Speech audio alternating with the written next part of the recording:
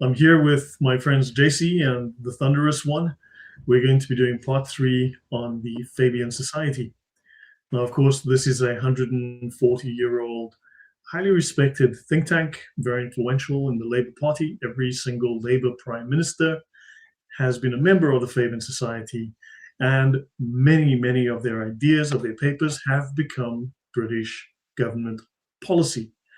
So these men are the architects, these men and women are the architects of Britain's social structure, its economy, and so many other institutions that affect the life of the average UK resident. And yeah, we're going to learn a little bit more about them today. We're going to see a little bit more into their ideas, their founders. Remember, they came out of the Fellowship of the New Life, a movement that wanted to perfect the personalities, the character of these people. They were designed to create the perfect moral attitude. And of course, then they wanted political power. They founded the Fabian Society. We have so far discovered these people were sexual deviants. They were all kinds of sexual degenerates. They were all sorts of dysfunctional people. Yep. And we're going to learn a little bit more about them again today from their own words, their own writings. And yeah, I think it's going to shock you again. So guys, welcome. Thunderous, how are you doing? Hi everybody. Hi Lloyd. Hi JC.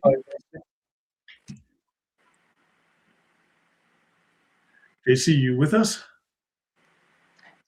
I am here. I think we lost Thunderous. No, Thunderous is here. No, Thunderous just said hello. Okay, so yeah, hi everyone. Thank you, Lloyd, for this amazing series. I'm glad to actually be here and contribute to this political interference series, which is amazing. Yeah, incredible. Yeah, so greetings from Canada, from Bog Katie, a Fabian colony. Yeah, so you know what? If you guys want, let me know in the chat if you want me to do a follow-up to this series once I finish this one. Hopefully today. I've got 28 slides to go, because the Fabians are responsible for significant influence in American politics, in North American politics. They've created who knows how many different organizations that have copied their ideas or that they've influenced, and they have embedded themselves in, shall we say, American politics as well. And yeah, it's something that we perhaps should investigate further. And I was asked, are there any links to, for instance, Satanism, Crowley, things of that type? Well, you know what? Once you start looking into, say, L. Ron Hubbard, and what was the religion that L. Ron Hubbard created again? Guys, please remind me. Scientology. Scientology. Thank you, Thunderous. Yeah, once you start looking into L. Ron Hubbard, you make a straight line to Crowley, Satanism, Theosophy, occultism, and yeah, and things just get really interesting. It's really the same set of bad ideas recycled and recycled and recycled.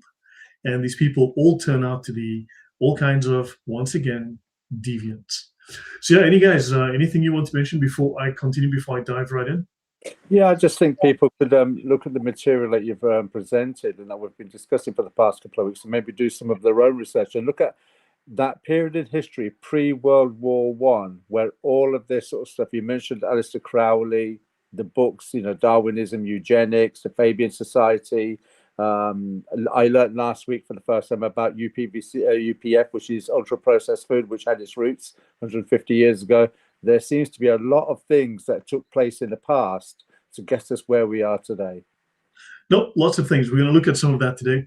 So guys, if you enjoy the content, if you like what I do here, please do subscribe, do tell people about it, and do give it a like. I believe when you give it a like, it means that the YouTube algorithm shares this out to 10 more people. So please do give it a like. So yeah, let's just jump in. We ended last time on this slide. This is the Richardson lethal chamber. This was supposed to be for the painless extinction of lower animal life. It turns out that the lower animal life that these people want to extinguish is you. And of course, this, yeah, go on. So I just lost your sound there for a moment, Lloyd. Okay. Yeah, well, so this is the painless extinction of animal life in the Richardson lethal chamber, and the people that they want to extinguish, the lower animal life, happens to be generally us. So, and of course, this is H.G. Wells. He happened to be on Time magazine's cover which is fantastic. So I won't finish this. I won't repeat this slide. I'll just jump into the next slide on H.G. Wells. He's the father of science fiction and, of course, also ethical murder, because it's okay when they do it. So he'd spoken previously of it's important for them to organize society like a garden, to grow the roses and to terminate the weeds. Now, how the removal of the weeds and foulness could take place was explained by Wells in 1901, and he stated that he not only supported forced sterilization. We don't like you. We don't think you should have kids. We're going to sterilize you. And yeah, he also hoped that in the future society, the new republic, as he called it, a higher form of ethics would develop to support the use of euthanasia. So in other words, we should kill people that we don't feel contribute to society or that are of no benefit, people that are a net drain. And a higher form of ethics, better morality, would allow us to make the decision to kill the people we don't like. So yeah, that's highly moral. Yeah, well, the Freemasons are, yeah, they love to, assert that they're the nice guys. But he writes here, these men of the new republic, you know, your new technocratic masters, the ethical system which will dominate the world state. And when he says world state, he means one world government, right? Will be shaped primarily to favor the procreation of what is fine and efficient and beautiful in humanity.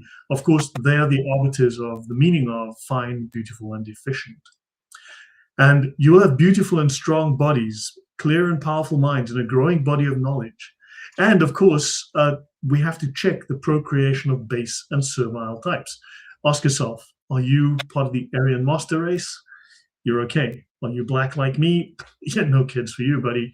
Thanks. We're gonna have to, we're gonna have to sterilize you. In fact, we might have to do a little bit more than that. So when it came to a multitude of contemptible and silly creatures, the men of the new republic will have little pity. They're going to have very little pity and less benevolence. The men of the new republic will not be squeamish in facing or inflicting death. So they're going to be like jihadis. They're willing to kill or be killed. Very interesting. You see, they're willing to kill or be killed for whatever they happen to worship. And they will have an ideal that will make killing worth the while. That sounds very moral and ethical. Do you guys have any thoughts on this? Well, they've kind of sold it to the public. Thunderous, your audio is terrible. Okay, let me come out and come back into the stream again. Okay. Okay. JC, any thoughts on that? Yeah, this reminds me of Star Wars when Palpatine says, we need to destroy all of the Jedi and then we will have peace. And this actually sounds like this, like, okay, in order to have a very peaceful society, we need to go and kill a lot of people because then we will have peace. And it's like, but you are leaving out that it is the people doing the murder, the ones that are going to be in control of the new society. You're never going to have peace. It feels almost like a pyramid scheme of evil. It's also jihad. They're going to form their caliphate by, this is jihad. If you think about it, it's no different. It's structured identically. It's the same idea. So now these men would ensure that undesirable elements were removed from society. This euthanasia of the weak and sensual is possible. In other words, wir können es schaffen. We can do this. This is something we can achieve. We can remove through euthanasia, through voluntary dying, the weak. So I hope you guys are not the weak. Let's all hope we're not the weak. And Wells declared then, adding that the killings could be carried out humanely by means of an opiate. So H.G. Wells was saying that we should carry out the killing of the weak, and if we can get them to voluntarily kill themselves, that'll be great. And of course, the killing should be carried out humanely by means of drugs. So yeah, Thunderous, any thoughts? No, I think we're seeing evidence of that today with certain laws and legislations that have passed through several secular lands. So for people who are thinking that this cannot be sort of like morally put forward in a palatable manner, I've said it time and again about state-assisted suicide and full-term abortions.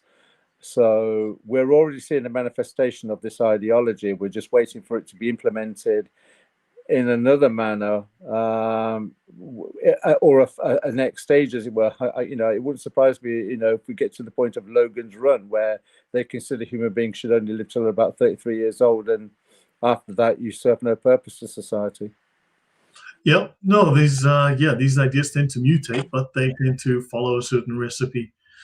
Right, so the final solution, let's talk about a Nobel Prize winner, because the Nobel Prize is given to the best in society. So the co-founder of the London School of Economics and Politics and the New Statesman, the designer of the Fabian window, really wanted to cleanse the human race. I did this slide last time, I think it's worth repeating. George Bernard Shaw, in the lecture to the Eugenics Education Society, reported in the Daily Express, March 4th, 1910. A part of eugenic politics would finally land us in an extensive use of the lethal chamber. Many people would have to be put out of existence simply because it wastes other people's time to look after them.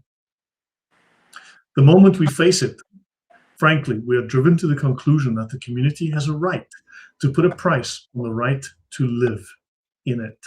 And if they are not fit to live, kill them. In a decent human way, of course. You must kill people nicely.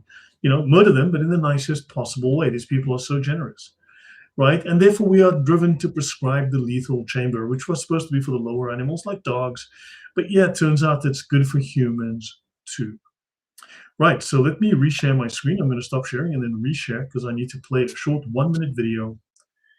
And Thunderous, could you mute yourself, please? Because there's lots of screen noise coming through.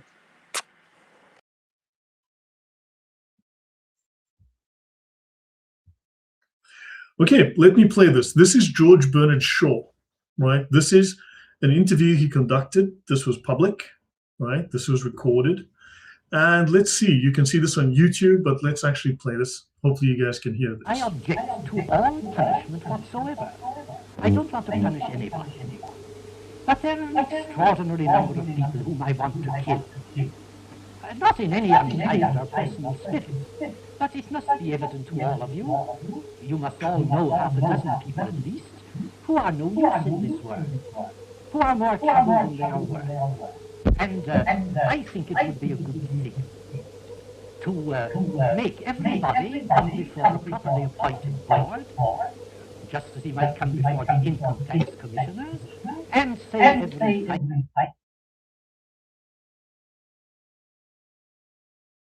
5 years or every 7 years, just put him there and say, sir, or better, now will you be kind enough to justify your existence?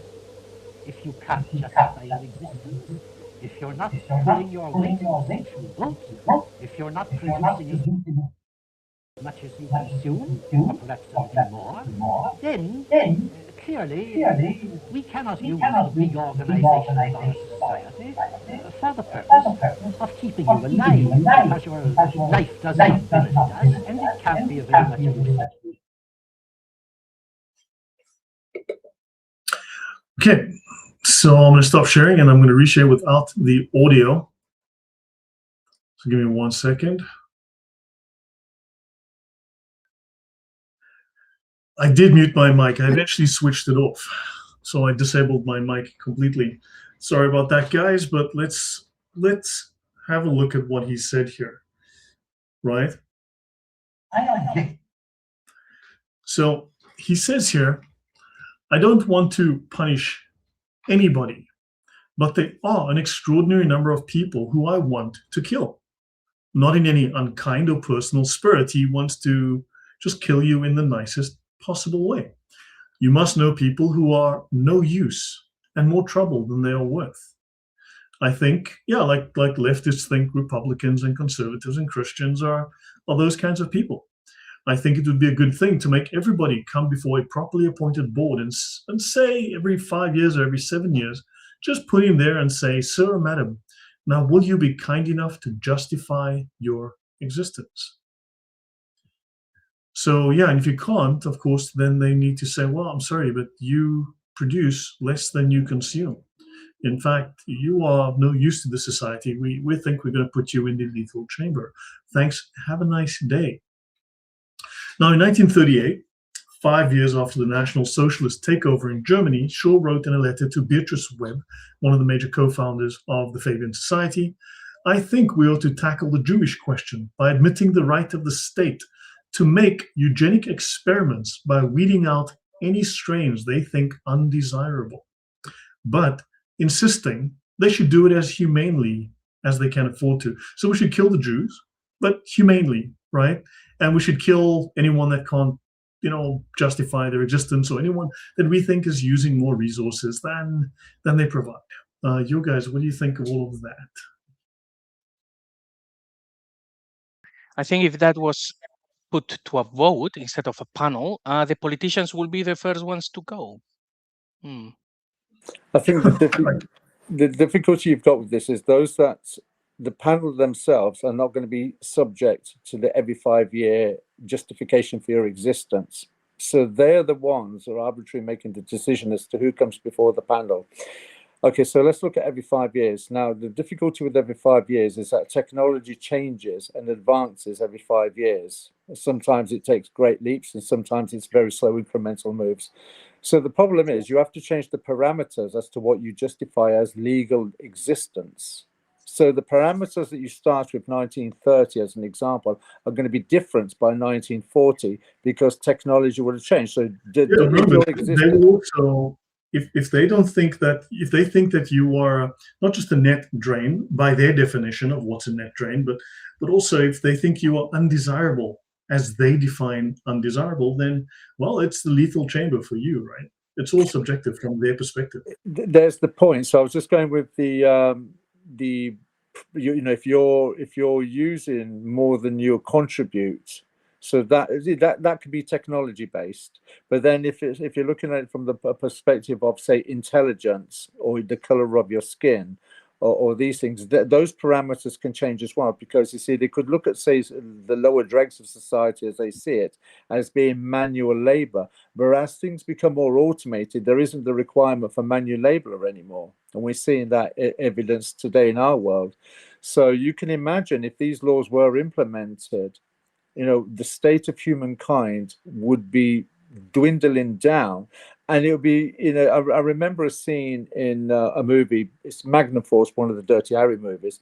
But there was an interesting point in there about vigilantism, where the Harry Callahan character says, pretty soon you'll be killing people for their dog pissing on your lawn. And I thought it was a great comment to make, because it shows you when you start giving human beings the justification to act out subjectively what they think is right or wrong, where does it end? And I think this is a terrible example of where would it end if you let these people rule the roost. Yeah, it's Crowleyism and Satanism. So, right. So what else does George Bernard Shaw says? Well, he says this famous line, kill, kill, kill, kill, kill them. In 1948, after the liberations of the death camps, after the photographs, after the trials at Nuremberg, Shaw wrote of these quote-unquote undesirables, reorganize their lives for them, and do not speak foolishly about their liberty.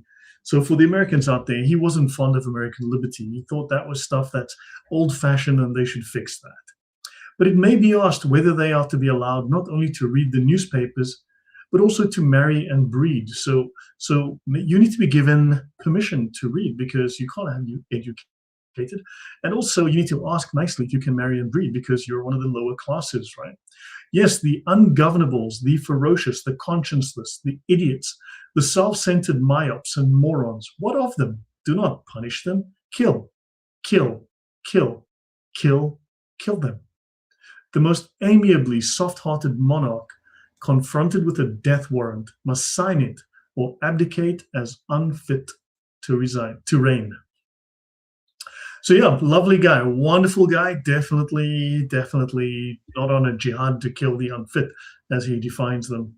Nothing in common with people like the little mustache guy or anyone like Stalin. Yeah, any thoughts before I go on? What this makes me think is that the one thing that he should have said is like, okay, what do we do with psychos who want to kill? Those are the people that now we would see if someone is a psycho who just wants to get rid of people, that person cannot be in society. It needs to be in prison because they are going to hurt people.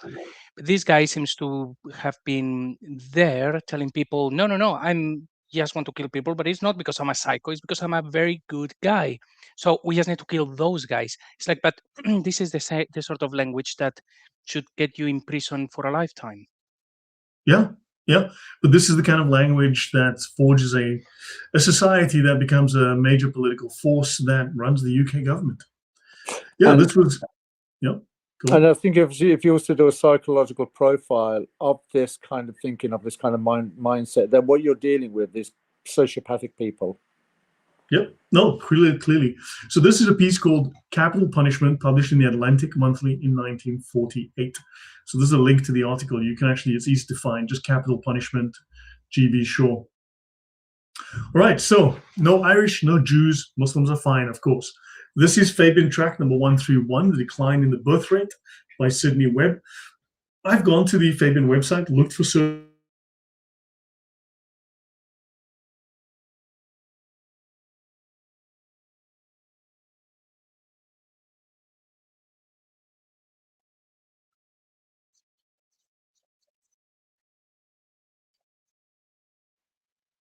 Wow. Something happened there. Guys, are we back?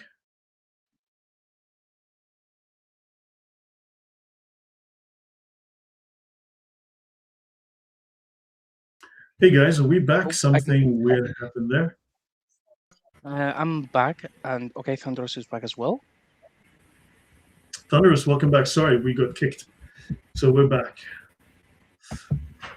Yeah, so, okay, so on the Fabian Society website, several of these tracks are missing. They're not listed, you can't find them. So clearly they removed what they find is embarrassing. It's like these embarrassing deeds that are disappearing from Muslim websites. So this one's called The Decline in the Birth Rate, track number 131. Price is only 1 penny, and it's published in March 1907. Sidney Webb, who wrote Labour's Constitution, right, and co-founded the London School of Economics in 1907, in Fabian track 131, The Decline of the Birth Rate, wrote the following. In Great Britain at this moment, children are being freely born to the Irish Roman Catholics and the Polish, Russian and German Jews on the one hand. So it's like, oh my God, how can these people have children? Like, what is going on here? We cannot allow this. And to the thriftless and the irresponsible, largely the casual laborers and the other denizens of the one-room tenements of our great cities on the other. This can hardly result in anything but national deterioration, or as an alternative, in this country, gradually falling the Irish and the Jews. Thunderous, we can hear you fine. You're making noise there. Thunderous, you can hear me? Right, so yeah, he doesn't want the country gradually falling to the Irish and the Jews. Any thoughts, JC, before I move? No, I'm good. So I think we can get the idea of what kind of people we're dealing with and the kind of mindset we're dealing with. Welcome back, Thunderous.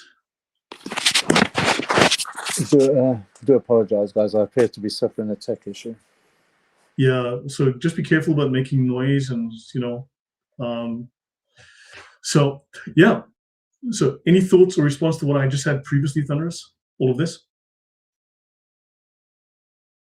Sorry, no comment. Okay, so this is The Guardian, right?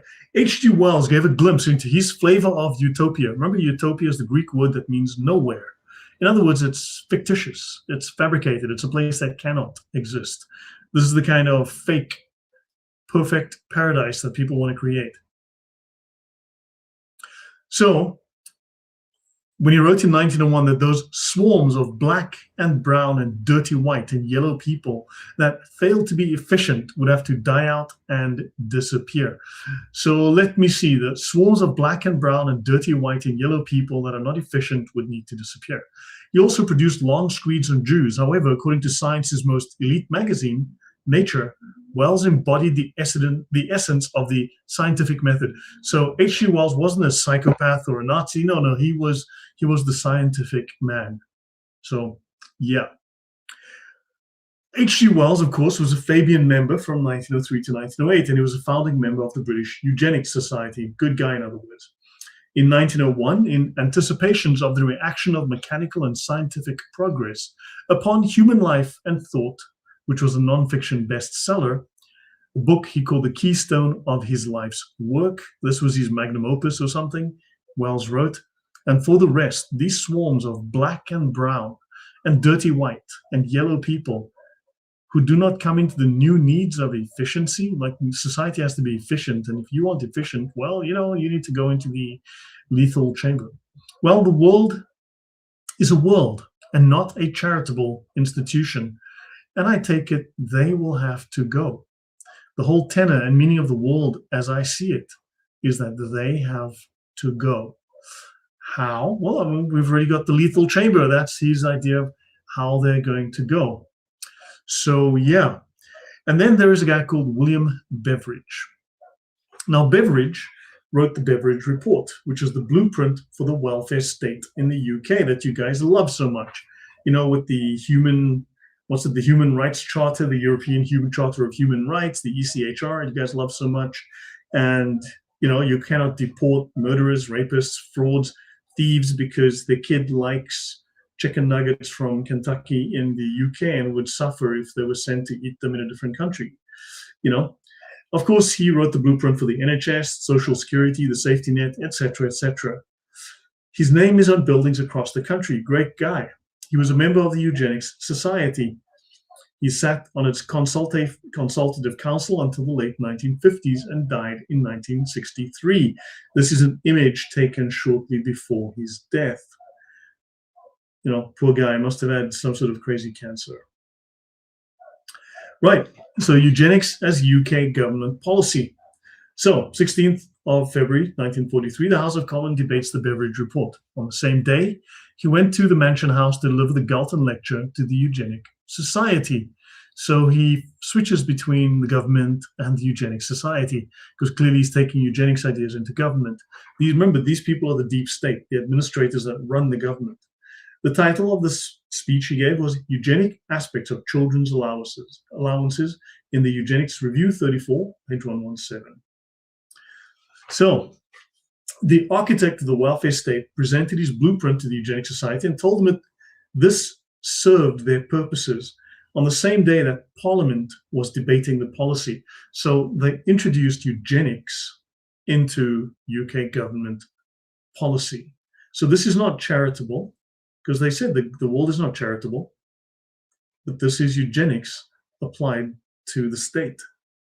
The Children's Allowance Scheme had been developed within the Eugenics Society with two aims: to encourage educated professional classes to have more children and limiting children born to poor households. Now, the Eugenics Society itself didn't disappear. It renamed itself several times. It became the Voluntary Euthanasia Society, and in 2006 became Dignity in Dying. Any thoughts, guys?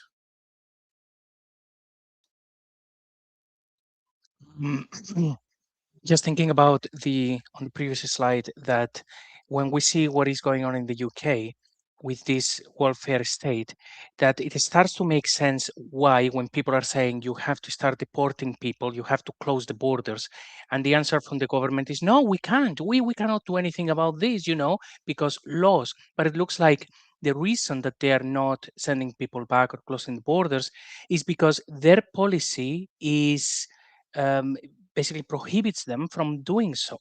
They're set up on a system that needs to allow for that to happen. It's bizarre. Yeah, some kind of, who knows what it is, but clearly. Also, Beveridge was mentored by the Webbs, right, within the Fabian Society. Let's go to George Orwell. So he worked as a researcher at Beveridge on Beatrice Webb's 1909 Minority Report, the one that became the welfare state blueprint.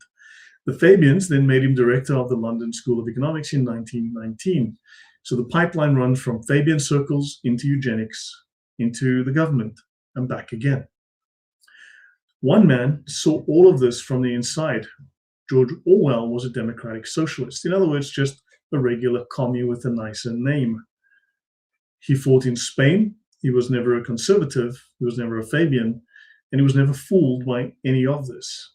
So in The Road to Wigan Pier, written in 1937, he wrote, the Coles, the Webbs, the Strachys, etc., are not exactly proletarian writers, right? That most middle-class socialists, while theoretically pining for a classless society, cling like glue to their miserable fragments of social prestige.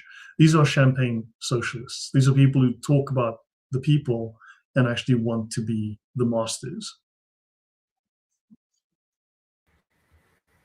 So he saw a technocratic socialism, which is socialism planned by experts for the people without the people. So these people are planning to run your life without you having a say in it. They'll take your taxes, they'll set your policy, and they don't care what you think because they believe they should know, they should have the power to do whatever they want and that you should just listen to them. They have the right to impose their will, their views, their vision on you against your will. And yeah, so he saw this technocratic socialism as a path to exactly what he spent his life warning against. Any thoughts before I move on? They don't seem very nice people at all. Yeah, definitely not. Definitely not the nicest of people. So, praising Stalin, the founders of the organization that has shaped British democratic socialism, of course, praised Stalinist Russia, and they denied the famine that killed millions, the Holodomor in the Ukraine. In 1935, Beatrice Webb published Soviet Communism, a New Civilization. Note the question mark here. It's over 1,000 pages, based largely on materials provided by the Soviet embassy in London. So they wrote, Soviet Communism, a New Civilization, basically propaganda provided to them by the Soviets. In 1937, with the Great Terror at its height, when Stalin executed an estimated 680,000 people, the Webbs published a second edition, but they removed the question mark. It became Soviet Communism, a New Civilization. No longer a question, but now a statement. Because I guess they liked the fact that he was willing to just, kill to bring about his vision of a perfect society. In all social history, they wrote, there has been no such a colossal and so exciting an experiment, making up what is the biggest integrated social organization in the world. This was their praise for the USSR. Of course, you see here the first copy of the book, A New Civilization, question mark, and then no more question mark.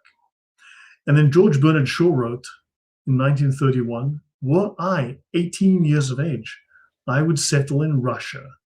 It is a country which is being managed for the benefit of its people. Yeah, any thoughts before I go on? Yeah, with this look, I've met, you can probably correct me on this, but I've met quite a few Polish people. I thought that they would not have much love for the Germans. But what I found is that they absolutely despised the Russians. They had these because they lived under communist Russia. So when we're in the West and you have these kids going, oh, communism is super fun, it's like, don't tell that to a Polish person because you will be in trouble. They have lived it.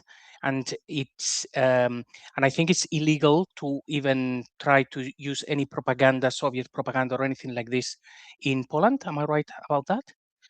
Yeah, no, that's an issue. Yeah. So yeah, they hate communism because they lived under it. They know how deadly it was. Right.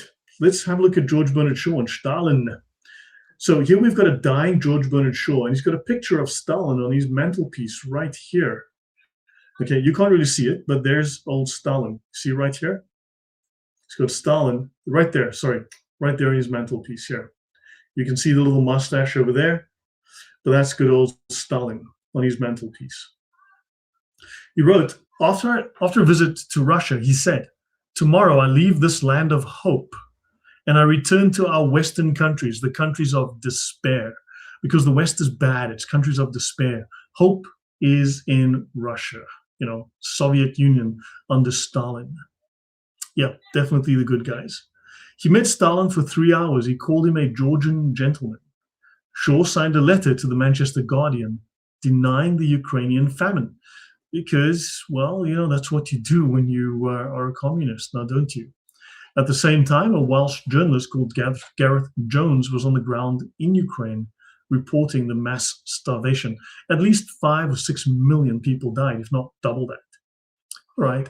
So, yeah, the Ukrainians therefore have no love for the Russians. Now, as you know, some people did something. Might be a guy with a mustache who was a failed painter, might be a Georgian guy who took over the Soviet Union, but some people did something. Yeah, I know that. Yeah, Klaus Schwab of the WEF has a statue of Lenin in his office. You can find the picture online. Yeah. Honoris, you're back? Yeah, sorry, I've sorted my tech issue out, so I do apologize, guys, if I've been a bit of a nuisance. Yeah. Anything you want to say before I go? Well, I was listening to the comments you were making about George Bernard Shaw visiting Stalin and how he came back to England optimistic with what was happening in Russia, but not so much when he hit back in England. It reminded me of a quote in the 70s by three men in the 70s, which was Nixon, David Rockefeller, and Henry Kissinger, that had gone to China and how impressed they were. Maybe you can pull up the quote now. It's certainly just come to my mind now about how impressed they were with the Great Leap Forward by Mao Zedong. It's within the same pattern of thinking that murdering society in order to improve the state of the government is a very sociopathic set of thinking that seems to be manifest in all of secular lands. Let me see. Now, this could be wrong because I am getting this from a search engine AI, but let's try it. Let's hope it's correct and not hallucinated. Here we go. Writing in the New York Times, August 10, 1973, titled "From a China Traveler," David Rockefeller wrote, "Whatever the price of the Chinese Revolution, it has obviously succeeded not only in producing more efficient, or that word again, efficient, and dedicated administration, but also in fostering high morale and community of purpose. The social experiment in China under Chairman Mao's leadership is one of the most important and successful in human history." And they only had to murder something like 60 million people to do it. Yeah. Right? Yeah, it's interesting, isn't it? Because if it's, say, for instance, if you persecute people and kill them, then they call it genocide if they're wrong. Andres, your audio is terrible. You would sound like you're underwater. I thought I resolved it. Is that any better? No, it's really tough to hear you. It's like it's wobbling. I'll just have to come out and go back in again. Okay, right. I'll continue. So in the third edition in 1941, they had third edition of their book about Russia as a new civilization. They defended the Stalinist purges. So for them, purges are good. The Holodomor killed an estimated 3.5 to 5 million people or more. As I said, I've seen estimates of double that. When Shaw died, the photographs in his mantelpiece included Dzerzhinsky, the founder of the Soviet secret police, because we all need KGB people in our that we admire, I guess, and Lenin and Stalin. In December 1933, at a Fabian lecture reported by the New York Times, Shaw praised Hitler, Mussolini, and Stalin in the same breath.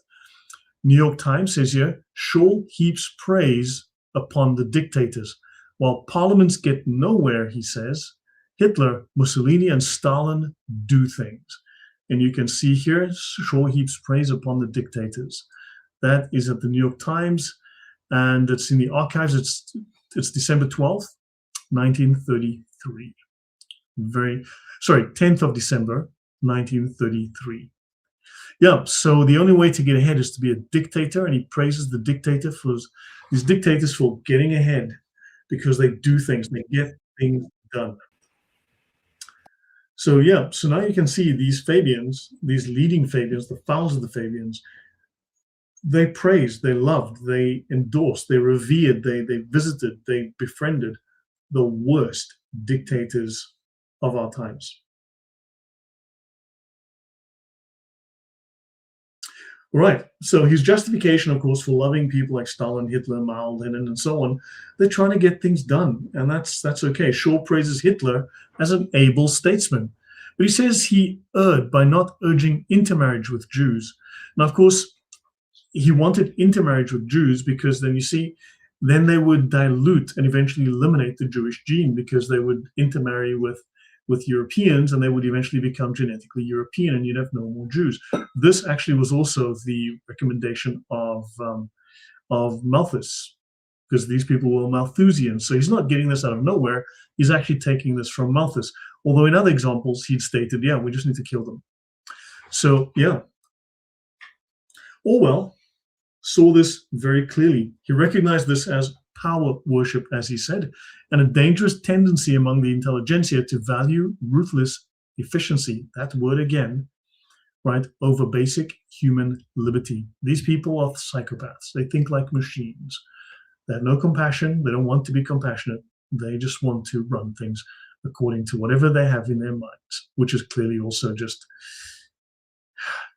yeah, going to end up killing a lot of people and has. Yeah, any thoughts before I go on?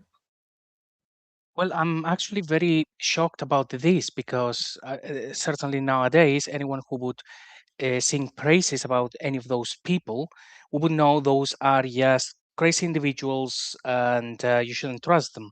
These are the bad guys of history. Yeah, So the when you left have loses their people- minds of and wants to call everybody, it's like Hitler.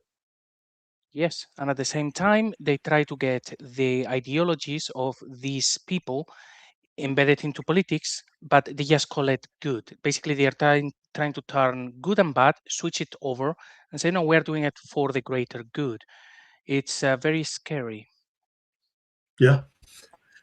And when you consider that this is all under the influence of atheism, and then you have the atheists trying to make the claim that they're the most humane mindset that's ever been conceived against religion, you've only got to look at the influence of atheism for the past 100 years plus to see how malicious, evil, divisive, destructive, and murderous atheism truly is at its core.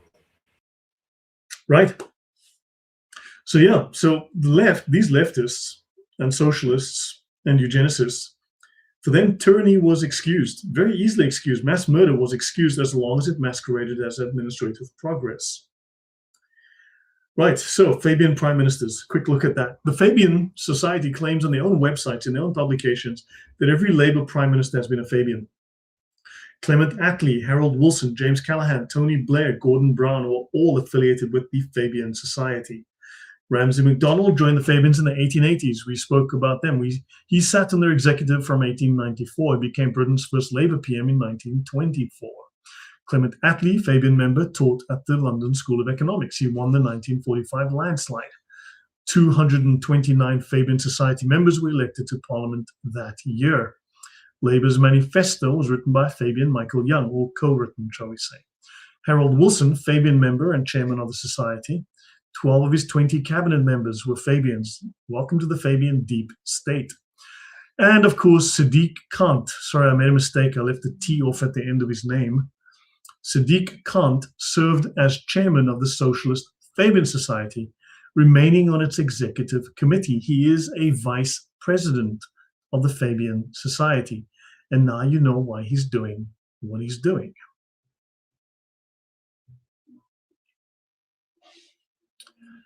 All 7 Labour PMs are Fabians. James Callaghan, Fabian member, every member of his cabinet reportedly belonged to the society. Tony Blair was a Fabian member, published multiple Fabian pamphlets like The Courage of Our Convictions. So just for those who, these days, what I do see a lot on social media is when you point out something about Islam, when you point out something about jihadis, when you point out something from the Sharia, someone's always going to go and deflect and say, oh yeah, but you need to talk about, and they'll mention something about Jews. Of course, they don't want to acknowledge what is evil about the people that they support. It goes against their narrative. These are not people who are trying to be fair and people who are trying to examine the truth of another issue. No, no, no. For them, there's only one evil in the world. And this stuff and these people that we're showing here, they're okay. These mass murderers are okay. because they can only blame Jews. None of these are Jews. These are all former Christians. These are all people who were former ministers and people involved in the Church of England. These are all atheists. And of course, atheism is squeaky clean because it doesn't believe anything, blah, blah. These are all occultists, theosophists, people who are influenced by Blavatsky, by Crowley, and all sorts of things. So yeah, and these are all prime ministers, respectable people. These are evil people. So yeah, Gordon Brown is a Fabian member.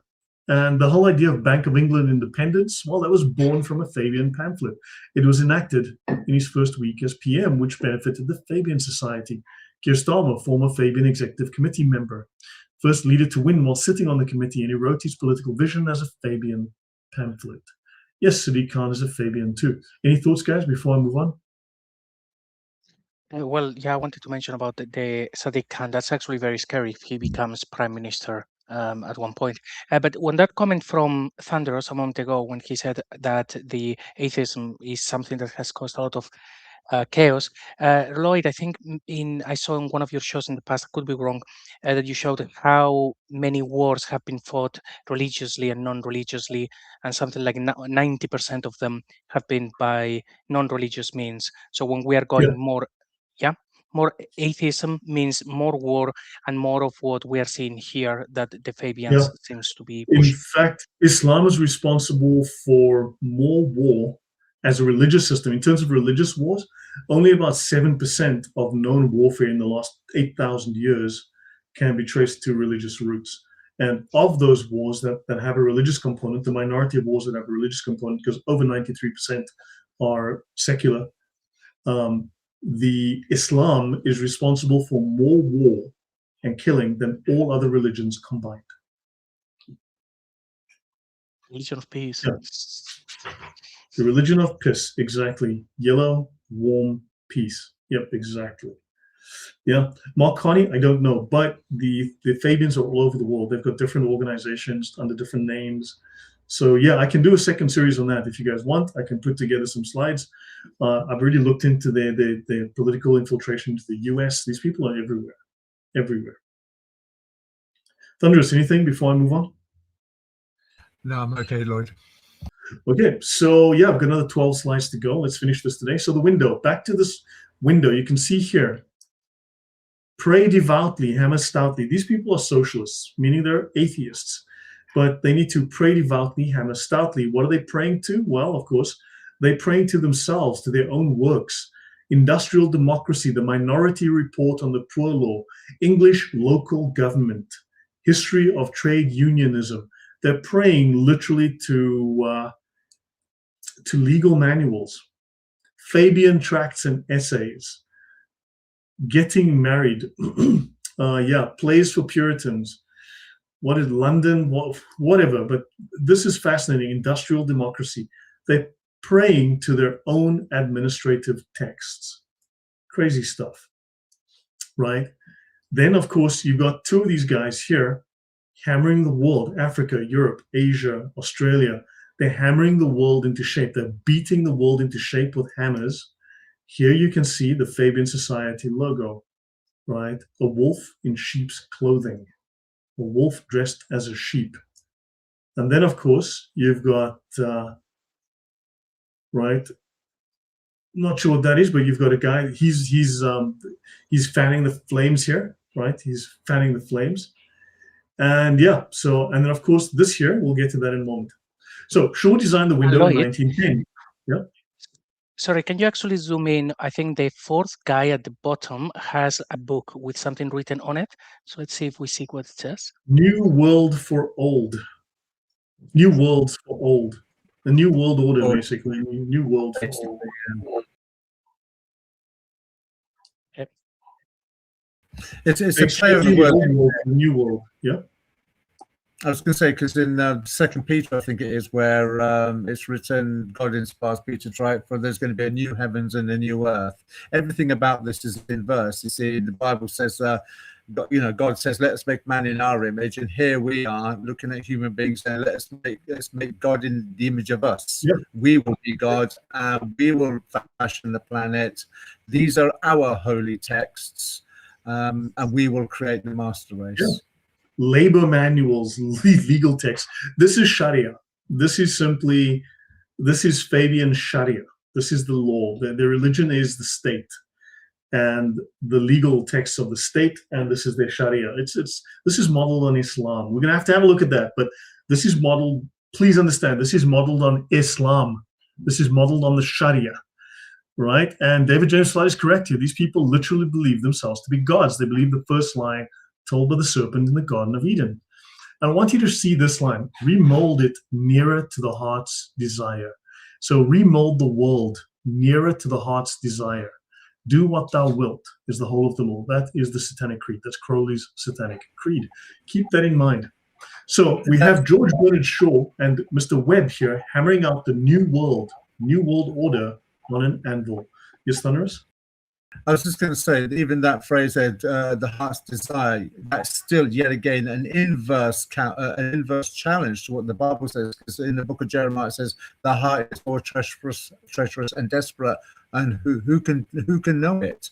So it's, you know, and the God of the Bible is inclining people to walk away from the desires of the heart, because that's what normally leads people to badness. He's asking us to use our thinking faculties over our emotional ones. These people are going in the opposite direction. They're going inverse to what the God of the Bible is saying. Yeah, but they're mocking God here. They're playing God. But so now below we have smaller figures that worship a pile of Fabian books. They're worshiping their own minds. They're worshiping themselves, the fruit of their own intellectual endeavors, their little tracts and you know, their policies. They're worshiping their own policies. And of course, pray devoutly, hammer stoutly. And David James Flood says, Fabian Sharia is a great way of putting it, Lloyd. Yeah, it is. So the whole phrase, we will remake the world in our image, right? So the religious language we see in that image is deliberate satire. Shaw designed the window as a provocative inside joke for the Fabian Society. That's modeled, of course, on the religious ideas in the West, right? Pray devoutly. So Shaw and the leading Fabians were overwhelmingly secular, agnostic, or atheist, at least at first, at least for a time, or at least on the surface, right? Let's say that. The prayer is a tongue-in-cheek jab at their own intellectual fanaticism. These are intellectual fanatics, but they're also effectively religious fanatics. If you look at the bottom panel, the figures are not praying to God. They're kneeling in blind reverence to a stack of Fabian books and socialist tracts, socialist papers. Shaw's mocking the cult-like devotion of his own political movement. I don't think he's mocking them. I think he's showing this is how devoted we are. Hammer stoutly. This is the hard, practical work of forcing society into their desired shape, hammering society into the shape that they want it to be, in their image, remaking the world in their image. Directly above the furnace, Sidney Webb and Shaw depicted wielding hammers. They're striking a glowing molten globe, the earth, on an anvil to forge it into a new system. Now, the top banner is what is interesting. This ties the hammer imagery together, quoting Sufi poet Omar Khayyam. So they had to pick a Muslim, of course, because the major driving idea that pushes them is, of course, an Islamic idea. No surprise, right? Remold it nearer to the heart's desire from the Rubaiyat. Now, he was their weapon against Christian belief because they were anti-Christian. They opposed Christian ideas. They opposed God. They opposed the Christian world order in the Christian moral system, right? This is where that line comes from. Ah, love, could you and I with him conspire to grasp this sorry scheme of things? See, the world is messed up, it's broken, and we are just the guys. We're the socialists that are going to fix it. To grasp this sorry scheme of things entire, would not we shatter it to bits and then remold it nearer to the heart's desire? You see, Marx wanted to, burn the world down and then rebuild it. That's the typical Marxist socialist idea, the whole Leninist, Stalinist, Engels idea. You destroy the world and then it rises from the ashes anew. You see, I wonder if they got this from a Muslim. I just wonder if they got this from a Sufi. And the answer, of course, is fucking yes, yes, yes. This is a Sufi idea. It's a Muslim idea. And of course, Marx got it from, God knows where Marx got it, but it's Gnostic and it's slightly Islamic according to these guys. Any thoughts before I go on? This is quite something, particularly when there is a particular sentence that appears somewhere. It's all about the context. So it wouldn't surprise me if these people they know what basically the rest of the poem is not just remoulded nearer to the heart's desire, but they know the whole thing, including that would it not be shattered to 2 bits and then. So it looks like they understand this quite well, and they are all behind it. Yep. So hold on. Look, Daniel says Omar Khayyam's Rubaiyat is full of anti-Islamic statements. Man, apparently saying that Muhammad married a 6-year-old and shagged her when she was a minor, that's anti-Islamic. Hell, I don't know. Is it anti-Islamic or is it just a fact that's written throughout all Islamic literature? So yeah, what's anti-Islamic? You know, are we sure that the Sufis aren't more knowledgeable than the average Muslim? Are there elements of the law that maybe we don't know about? Maybe that aren't advertised publicly? Maybe there's stuff in the Sharia that actually confirms. I mean, let's hold on a second, guys. Before I get back to you, just give me one moment. Let's have a look at things that are anti-Islamic. I just want to bring up this one thing here. I'm going to bring this up. This is anti-Islamic. Okay, I'm going to bring this up. And I'm going to bring this up because this one, and I'm going to bring this one because let's look at a few anti-Islamic things. This, I'm told, is anti-Islamic, but this is lining up to use a boy. This is from Sawaqib al-Manaqib. This is from the Ottoman Empire. They were celebrating homosexual sex with boys in Islamic art. Apparently it's anti-Islamic, but they were celebrating it publicly in art. Let's have a look. That looks very, this is anti-Islamic, but Muslims were celebrating this in art. Let's see what else. Oh yeah, male youth penetrating an adult male, Turkey. Anti-Islamic, so is Bachabazi apparently. Oh yeah, an Ottoman miniature from the book Sawaqib al-Manaqib depicting homosexuality. Is this shit really anti-Islamic, or is that just an excuse people make? Yeah, Thunderous, you were saying? No, I've lost my thought now. Those images have stayed in my mind, dude. Yeah.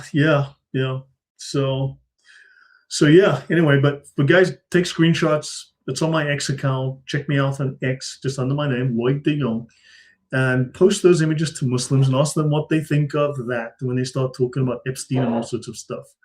You know, just say, hey, how come Muslims were celebrating this stuff in literature, in paintings? It's all, that was the norm back then. And now suddenly you guys throw gays off buildings, but then when you have a chance, you're grooming little boys as Bachabazi, you know, we have questions. Hopefully they have answers. So Islam was their weapon against Christian beliefs, right? And the wolf in sheep's clothing, to confirm this window is cynical rather than sincere. Look at the shield between the hammering men. It's a wolf in sheep's clothing. So this is a brazen admission of the Fabian strategy of gradual, disguised infiltration of the political establishment rather than open revolution. And of course, there's also the tug of war between the open revolutionaries, those who want it now through violence. That was the Marxist way, and their way, the Fabian way of evolution versus revolution. These Marxists and Fabians, they have the same goals. It's how they want to achieve it that is different. So they were elevating their own ideology to the status of a religion while hammering the world in their image. So let's continue, right? Tony Blair, Fabian values or Labour Party values. Now, H.G. Wells quit the society. Here he is depicted dressed in green, thumbing his nose at them because he left. Now, did he really leave? If you leave the mafia, have you ever really gone? You know, one has to wonder sometimes, right? So the window was stolen from a Fabian country house in 1978. Disappeared. Then it turned up in Arizona for a brief period. Then it surfaced one day at Sotheby's in July 2006. And then on the 20th of April 2006, it was unveiled at the London School of Economics, the university that the Fabians founded, and it was presented by Tony Blair, the sitting Prime Minister of the United Kingdom. And Blair stood in front of the stained glass window featuring a literal wolf in sheep's clothing. And he said on the record, a lot of the values that the Fabians and that George Bernard Shaw stood for would be very recognizable, at least I hope they would, in today's Labour Party. That is just fucking crazy for him to say that. Thoughts, guys, before I go on? You say it's crazy, but it's not really in the grand scheme of things. It's what else could he say, in truth? And honestly, he's just being honest. But I think he's being honest in the knowledge that the masses that have voted for the Labour Party are clueless as to what his hidden end-game agenda is to be inflicted upon them. Yeah. So, guys, X at Lloyd de Jong, by the way. So, look, Labour is the spiritual descendant of these people, the Fellowship of the New Life and the Fabian Society. These people trying to perfect their moral status by being better than you, by being willing to murder you, and wanting to make everything gay. Yeah, let's go on. So finally, in 1941, George Orwell gave a lecture to the Fabian Society. It was called Culture and Democracy. He wrote it out as a manuscript and he sent it to them. When the published version appeared, Orwell discovered they had rewritten the entire lecture without his permission, without telling him. Right? So his letter, he writes to them in July 1942. I see that besides toning down several phrases I used, you have gone all through my manuscript and altered every phrase which revealed that I was delivering a spoken lecture. It gives a false impression of my written style. So in 1949, Orwell instructed his literary executors that the lecture was substantially altered.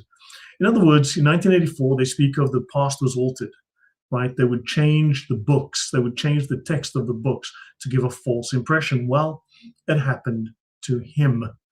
The Fabian Society did it to George Orwell.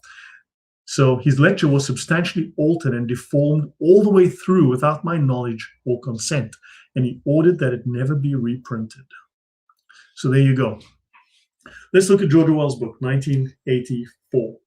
The man who wrote about the manipulation of language, of books, of history by institutions, had his own language manipulated by this very ugly institution. Then he spent the rest of his life writing about exactly that kind of manipulation to warn people. He named his book 1984 and probably did not name it after the Fabian centenary. Remember, they were founded in 1884, but he probably didn't name it after the 100-year centenary. Who knows? So the manuscript showed that he changed the date 3 times. He had 3 different dates assigned. And the working title was The Last Man in Europe. So he had a number of different names. And it was published on June 8th, 1949. So 1984 just seems like a date in the future. So I don't know. Yeah. Anyways, let's talk about the beauties of Islam. Let's talk about one of the major founders of the Fabian Society and the beauties of Islam. Any thoughts before I go on, guys? Yeah, I've got the pamphlet by H.G. Wells. It's called Politics in the English Language. It's only a very brief pamphlet, but he makes an interesting comment about how language is a fair reflection on the state of society. And I think if people was to go back, say, 40, 50 years and pick up a piece of literature, maybe a news article or maybe something of intellectual value, or even within the academic system, there will be words and phrases used that would be a reflection of the moral and academic standing of society at the time. And as time moves forward, he made a comment that the more base or casual the language becomes, it's a fair reflection on the intellectual value of society at the time. So we're seeing that the truth of what he said there in the past as a fair reflection today, because language has become so watered down and diluted and base, it lacks the sophistication and coherence that it had in the past. It's only a small read, it's only a small pamphlet, but I thoroughly recommend everybody to read it. All right. Yeah, so let's talk a little bit about the Fabian Society and Islam and where they went from there. Because just like Mr. Crowley, Mr. Aleister Crowley, I need to do a part 2 of that. I have a busy period at the moment, work-wise, and also I'm traveling for the next week. So it's going to be difficult for me to do anything before the 14th. Again, maybe tomorrow and the next day, but then, okay, but let's talk about the beauties of Islam, Fabian Islamic parallels. So beyond the stained glass window motto, they have a direct quote from Omar Khayyam. So you have the links between the Fabian Society and its parent group, the Fellowship of the New Life, and Islamic and Sufi thought. Now, these are somewhat under the surface, but significant. And of course, I've got Annie Besant here in her book, right? So Thomas Davidson's Arab philosophy, right? So the founder of the Fellowship of the New Life, Thomas Davidson, was a scholar of Neoplatonism and Arab philosophy. He specifically studied how Sufism influenced medieval Jewish and Christian thought. And his Vita Nuova, or New Life concept, was built on the idea that an intellectual elite could achieve a spiritual democracy, a concept with parallels to the Sufi idea, the Kanaka, community of seekers. Now, of course, the highest level of scholar within Islam and the leaders, the most gifted, would be what the Shia would probably call their, your Ayatollah, but this would be your Sufis. Annie Besant's Beauties of Islam was she was one of the most prominent early Fabians, right? Annie Besant was an outspoken defender of Islam. She created what would seem like a lot of what is current Islamic apologetics she was using back in the 30s. So she wrote The Beauties of Islam in 1932, and she argued that Islam was inherently more socialist and more democratic than Christianity. She praised Islamic laws on property and women's rights as being ahead of their time, using them to justify the Fabian push for social reform. And then you've got an idea called the vanguard and the tariqa. So you have the Fabian strategy of permeation. You've got a small enlightened elite where they influence the state from within. And this mirrors the structure of a Sufi tariqa, or Sufi order. In both systems, the uninitiated masses are guided by a vanguard, an elite of the specialists, technocrats, who possess a deeper understanding of the inner laws of society and the soul. A bunch of Gnostics, in other words. You have Edward Carpenter's Universal Brotherhood. So Edward Carpenter, we mentioned him. He was the flagrantly gay man who was telling us that, gay people should be the masters of government. They should run education because they're more enlightened than the rest of us, because they're not burdened by families and children. And they're actually better than all of us. We need gay people to really be the elite of society, the special ones, right? He was the saint of the New Life Circle, and he was obsessed with Universal Brotherhood. So while he leaned towards Hindu Vedanta, his religion of socialism, sought to strip away the outer law, the Sharia, the dogma, in favor of inner truth, or the Hakika, right? So he was looking for spiritual enlightenment. So this is the core distinction in Sufi mysticism. Carpenter used the Sufi distinctions, this framework, to argue for the normalization of deviant identities as a return to natural purity. You see, being deviant makes you pure and holy. Backwards, but okay. Then you've got, let's have a look at Baathism. Baathism, you might think of Iraq, and you might go back to the Gulf War and Saddam Hussein. Fabianism had a massive direct impact on the Middle East through Michael Aflaq, the founder of the Baath Party. Aflaq was heavily influenced by Fabian gradualism and the idea of national efficiency. Dictators are efficient. Democracy is messy. He essentially exported the Fabian model back into Islamic cultural context, creating a secular Arab socialism that used Islamic themes for state building. And you have the Fitra, right, connection. So the Fellowship of the New Life believed in the cultivation of a perfect character through being flamingly gay, lesbian, about being transgender, and all sorts of other crazy ideas. So this is almost identical to the Islamic concept of fitra, the innate pure state of a human being. So the New Life Circle argued that society's heterosexual norms and capitalist competition were artificial corruptions of the original natural state of being a Muslim, whatever. So they're taking these ideas, they're modifying them. That's what Gnostics will do. Any thoughts before I go on, guys? Yeah, just on that, that's actually exactly what I wanted to ask. So it looks like these people are like extreme atheists, but then they go to Islam to borrow some of their ideas and then say, well, let's take that concept and change it a bit to fit our goals. It feels very backwards. It feels weird. They rejected Christianity, just like within the Reformation. They had to find a new template because they couldn't work with the Catholic template, which they rejected, that framework. So they used Gnosticism and Islam, Sufism. And these guys are doing pretty much the same thing, except they also dig into serious occultism of Blavatsky. Thunderous? Yeah, I was just saying, but Islam was doing exactly the same thing with gradualism. So they're both working in unity, but with a different ideology behind it, but the process is exactly the same. Yeah, it's the Muslim Brotherhood infiltration. Exactly. The Muslim Brotherhood probably was influenced by these guys as well. And they're using the same ideas to infiltrate slowly into universities, into judiciaries, and so on. And there's a very strong similarity here. So Omar Khayyam, socialist prophet in the 19th century, Omar Khayyam, whose verse is on the Fabian window, was seen by British radicals as a rebel against dogma. He was a scientific mystic. Oh yeah. And he rejected rigid religious laws, but he would remold the world through intellect and design. In other words, through feelings, and we're really smart. Trust me, bro. And you have the Muslim Fabians. Now, many early 20th century Indian Muslim reformers from Aligarh Muslim University were trained in the UK, deeply influenced by Fabian circles. They saw the Fabian model of gradual social engineering as the best way to modernize Islamic society without the violent upheaval of Marxism. You got to wonder what kind of two-way street we're looking at here now between the UK government and these Muslims. The Fabians were masters of ijtihad, what they call independent reasoning in a secular sense. So they believed that laws should not be static like old religious codes, but should be constantly reinterpreted by experts to fit the needs of the time. And they were, of course, the mujtahid mutlaq, the absolute scholars who could interpret things and devise new laws. And this technocratic ijtihad is how they took the radical new life sexual ideas on gays, transgenders, and all of that, and lesbianism into mainstream legal policy. Remember, these people were crazy sexual deviants. We've covered that. And so they took these ideas and made it legal policy in the UK.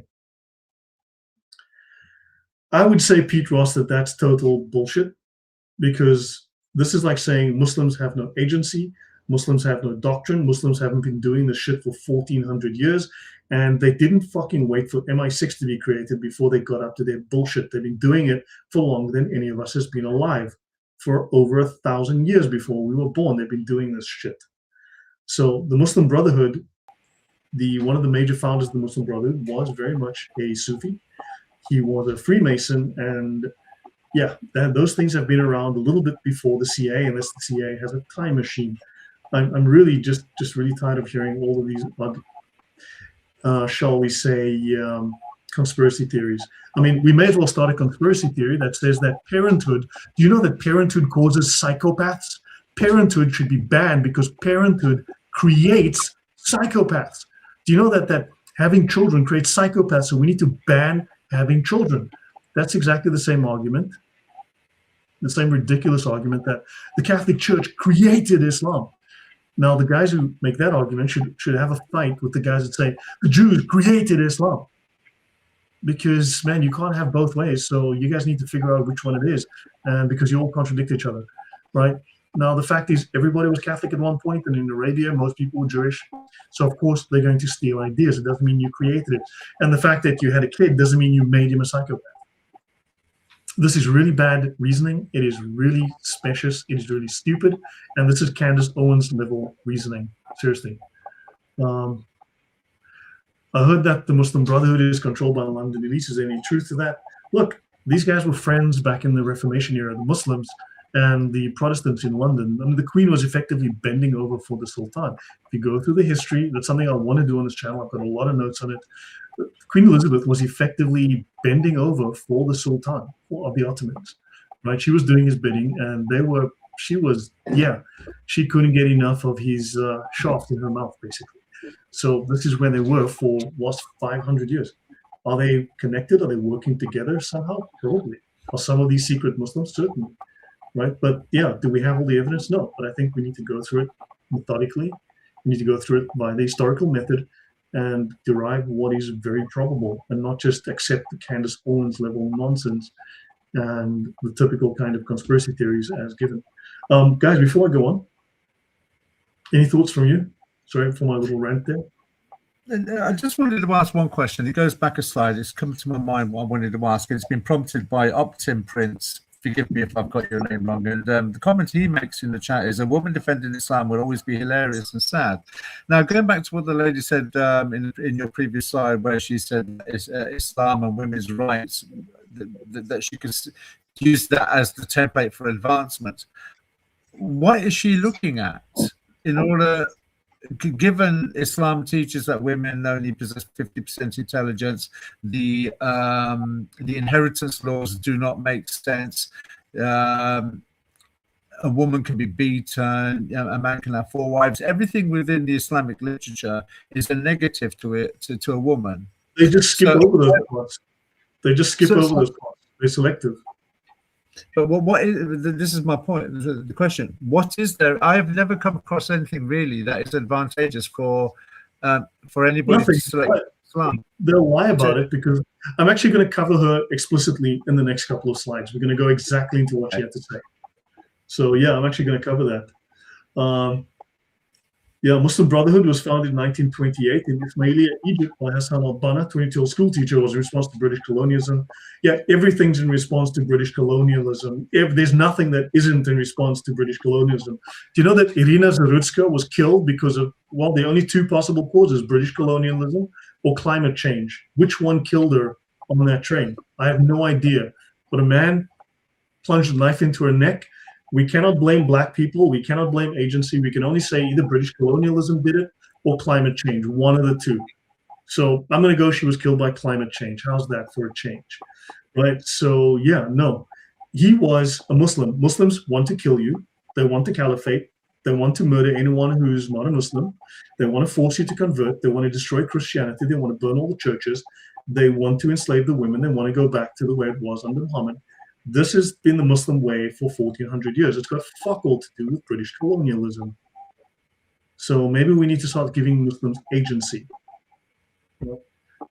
I may make a couple of comments on that. First is, when we talk about Islam nowadays, we seem to talk only about Muhammad and his time, and then what is happening now, and everything else is kind of a bit ignored. Anyone who doesn't understand Islam, just study the Ottoman Empire, because that was the longest empire. They were actually following Islam at its best. And of course, if you tell any Muslim, they will say, no, that is not true Islam. But the Ottomans, it was the longest caliphate. So study that, see how they acted, and you will see how things are. And on what Thunderos said about this selective thing, is the same propaganda that we get now, that you just get somebody saying good things about Islam and ignoring the sources. This is what has always happened. I saw on a podcast a little while ago, someone explaining that had heard from an imam how it is that the jinn can actually change the text in a book, but not in the memory. That's why they memorize the book. And also how wonderful it is that when it says that you are created from a liquid emanating from between the backbone and the ribs, how modern science has actually proven. And the guy is talking nonsense. So you know that he has just gone to an imam who has just given him the Dawah script. He hasn't done any research. So he just say those things. So when these people say things like, oh my goodness me, in those countries, they give so many rights to women, is these people did not read the sources. They spoke with a Dawah guy who told them, in our countries, women have more rights than in your country. And then they come to the UK and say, well, their method is better. They did not do any research, and if they did, well, then they are liars and frauds. Yeah, you know something, like if you look in South Africa at the moment, you've got all these blacks that's being run by, it's a black government now, and they're in power. Ask yourself, honestly, right, when explorers from Europe traveled to the third world, when they came to Africa, did they find equivalent cities, roads, bridges, tall buildings, multi-story buildings? Did they find cranes, dams? Did they find harbors, navigation, ships, medicine, science, optics? No, they found the most primitive people who were at best in the Copper Age, at best, right? None of them could sustain a city. None of these supposedly more advanced civilizations lasted very long. And I'd be willing to venture that if you look at Great Zimbabwe, for instance, as an example of supposedly an advanced stone building culture, advanced architectural society, they were probably invaded by a much dumber but far more violent and effective warlike tribe. Just wipe them out. Because when the explorers from Europe got to Africa, they found primitive, backwoods, near cave dwellers, right? How do you expect that these people who've literally achieved nothing in their entire history as a culture, And this is not to be cruel. This is just a statement of fact. They've achieved nothing in their entire history, in the last 30,000 years. How do you expect them to run a modern, intellectual, industrial society? They have no template for it. They have no precedent for it. They don't have the intellectual capacity. They don't have the experience. They don't have the culture. Nothing. So yeah, you are dealing with the worst kinds of thinkers, the worst kinds of culture, and to keep blaming it on freaking climate change or the Brits. I'm not saying the Brits weren't bad. They were. The Brits did some horrible things, right? The Brits did some disgusting things. They were involved in some, as we've seen here, some crazy, nasty things. But you can't go all the Brits, the Jews. No, be specific. I distrust people who paint with a broad brush, right? And when people go, oh, white people enslaved, no. Less than 2% of white people own slaves. Those were the elite. Those were the financial elite. Joe Moe on the corner, he didn't own any slaves. He's not responsible for slavery. His family never owned any slaves. He's got nothing to do with the problem. He doesn't owe anybody a cent in reparations. And the black guy calling for it, you know, he was never a slave. He's benefiting. He's living a great life in America. He can move to Africa and he can get killed. No problem. But he's happy in America. Life is good. He's got a job, a car, and a fantastic. He's got electricity and all that stuff. He was never a slave. He doesn't deserve a single cent in reparations. Welfare is really paid for reparations multiple times over. So let's just leave that there for now, right? Yeah, because there was nothing in Africa, so they didn't have to go steal any vibranium. There was nothing in Africa. So okay, yeah, Muslims behead Christians because climate change in the U.S. Yeah, okay, so. The esoteric strategy. So like many Sufi groups that historically operated in secret, remember the Muslim Brotherhood is the biggest secret society in the world.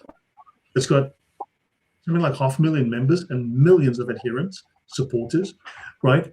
And they operate in secret under the guise of orthodox behavior to avoid persecution. And the Fabians use a strategy of socialist taqiyya, concealment. They've been hiding in the shadows, embedding themselves, infiltrating quietly for decades, over a century.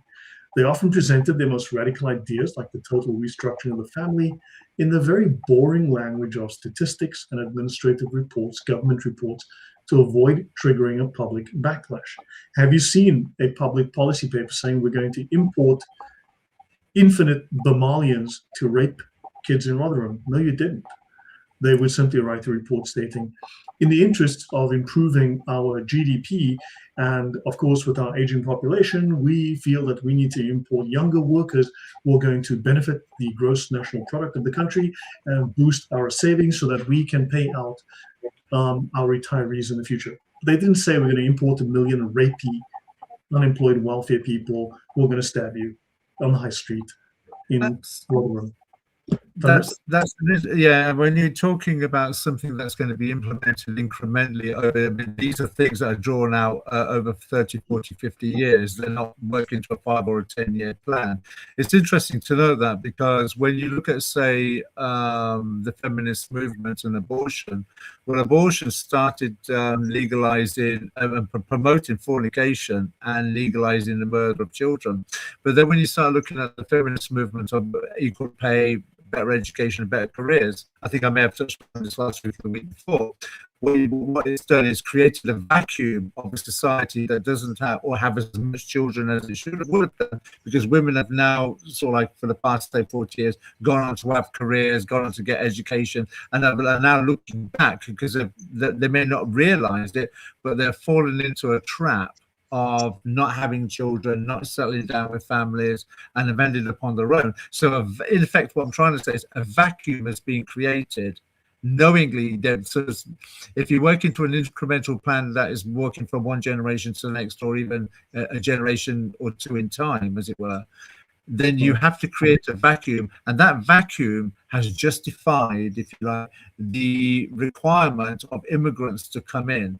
And you've created this vacuum of requirement of immigrants, and you're going to sell it to the public because of paying for the pensions. We need more workers to do these roles. Yep. I mean, I think it was Nick Polanski that said the other day, we need these people because I don't want to clean my own toilet, or some putrid comment of the like. Yeah. But they also know at the same time that they know exactly where they're going to get the immigrants from. They know the psychology of the immigrants, and they know the age brackets of the immigrants that they want, because they know that the influence or the destruction that they're going to cause when they land in a country like this. Agreed. Yeah. Agreed. Yeah. So last 4 slides. Let's finish this.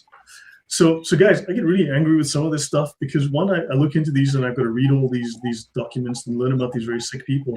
But I also see on social media really bad arguments presented by some very intelligent people who are stupid as well, far too stupid for how educated they are, right? Who've been gulled by idiots and who are taking very specious ideas as somehow proven fact. And to me, that's very disturbing. If I can spend the time to determine what I think is legitimate, look at the sources, and come up with the conclusions I do here, then I don't see how people with far more resources than me, who are multimillionaires, who run media empires, who can hire 30 researchers, can't come up with this. And they don't, because maybe they have an agenda, you know? So, yeah. Okay, Annie Besant, Islam, Blavatsky, and the Maitreya. So, Annie Besant, she's a former Anglican. She's an estranged Anglican priest's wife, and she rejected Christianity. She embraced atheism. She was a leading speaker for both the Fabian Society and the Marxist Social Democratic Federation. She was elected to the London School Board for Tower Hamlets. And how many Muslims are in Tower Hamlets now? Infinity Muslims, right? She topped the poll, even though few women were qualified to vote at the time. Now, ask yourself, the Pakistani Prime Minister was at the London School of Economics. He was influenced by the Fabians, and now you've got infinity Pakistanis in Britain.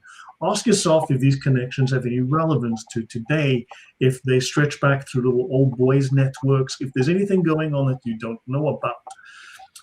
She met Helena Blavatsky in 1890, and then she became interested in theosophy, and she converted to whatever. She became a member of the Theosophical Society and a prominent lecturer. As part of her theosophy-related work, she travels to India. In 1898, she helps establish the Central Hindu School, and in 1922, she helps to establish the Hyderabad National Collegiate Board in Bombay. Fine and well. The Theosophical, yeah, honors? No, no comment. Right. So the Theosophical Society Auditorium in Hyderabad is called Besant Hall in her honor. In 1902, she establishes the first overseas lodge of the International Order of Freemasonry.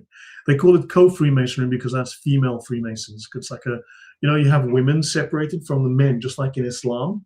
So you have the female co-Freemasons separated from the men, just like in Islam, right? And it's called le droit humain, whatever that means in French. She established these Freemason lodges, plural, in many parts of the British Empire. In 1907, she becomes president of the Theosophical Society in Adyar Madras, now known as Chennai. She became president of the Indian National Congress in 1917. In the 20s, she travels to the US with a protege and adopted son, Jiddu Krishnamurti, this guy here, right? And she claimed he was the Messiah. So her adopted Indian son is the Messiah. He's the incarnation of Buddha. He was raised to fulfill the mantle of the prophesied world teacher, a role tasked with aiding humankind's spiritual evolution. So she was the mother of the Messiah. Fucking great. Any thoughts, guys, before I go on? I'm actually just looking for something. I was just thinking about the life of Brian, the part of he's not the Messiah. He's a very naughty boy. So, but yeah, that's kind of like weird. What sort of person says my son is the Messiah? This is just weird. I mean, does he mean Messiah or Mahdi? Yeah, we're gonna have a look at. We need to get a little. Yeah, let's go. So he was a torchbearer of truth. He was an emissary of a hidden spiritual hierarchy. Fantastic. Let's listen to Besant on Christianity. Now remember, she was a highly influential leading figure in the Fabian Society. They all came out of the Fellowship of the New Life, right? And she was a prominent speaker. She was an author. She was a key strategist who helped to bridge the society with broader labor movements. Right? She was working on embedding their ideas into industry, into trade unions, and so on. She was a very close associate with George Bernard Shaw and Sidney Webb, and she contributed to the Fabian essays in socialism. right? And she asserted that the greatest saints of the church were men who despised women.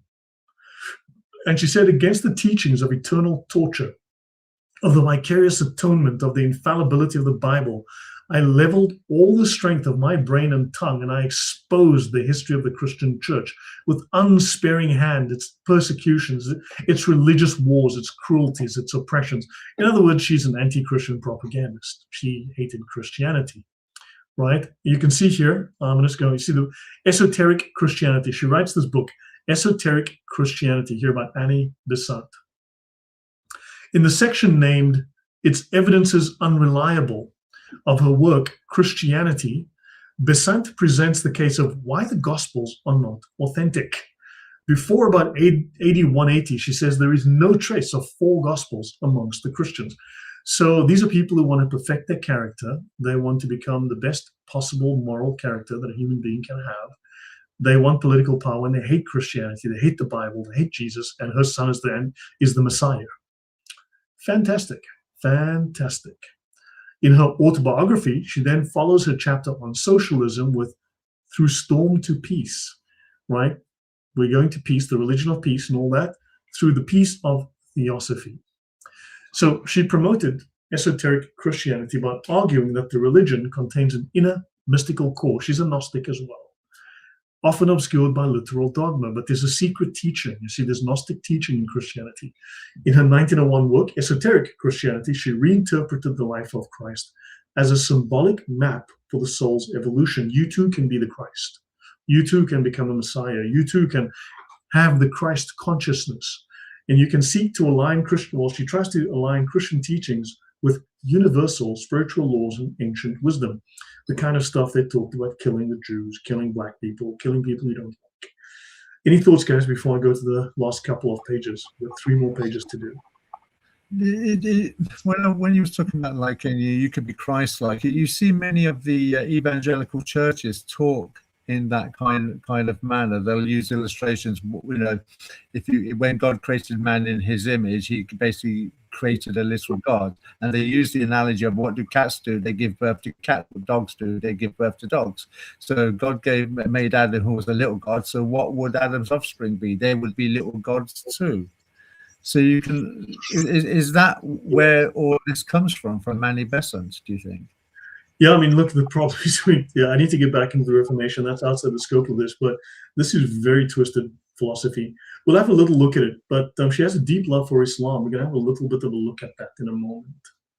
Okay, Yeah. so this lady was a socialist, Marxist, rejected Christianity, Gnostic, whose son was the Messiah.